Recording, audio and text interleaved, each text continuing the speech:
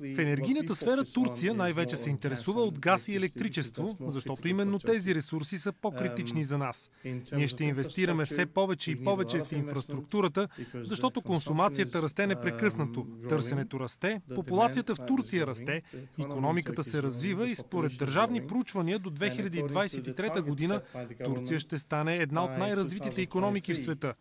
Ето защо ние трябва да удвоим производството на електричество в следващите 10 години, което означава трилиони долари инвестиции.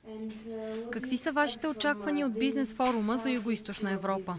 Този форум е една много добра възможност не само за Турция, но и за страните от Балканския полуостров. Ние виждаме балканските страни като част от турския енергиен пазар в бъдеще. Турците консумират в момента толкова енергия, колкото общо всички страни от Балканския регион. Затова връзките ни с тези страни и развитието на бизнес механизма е много важен за нас. Ние държим изключително много на инвестиционните си отношения с съседите. Според мен най-важните са отношенията на Турция с България и Гърция като част от Европейския съюз и това ще бъдат първите инвестиционни стъпки на страната ни. Този форум се организира за първи път в Турция и ще се фокусира върху енергийните отношения между Турция и балканските страни. Ето защо много турски компании са изключително заинтересовани от това събитие. В кои бъдещи проекти България и Турция могат да си взаимодействат?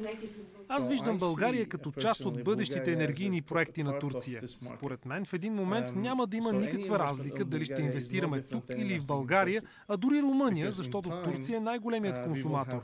Ето защо е добре и българските компании да се насочат за инвестиции в Турция.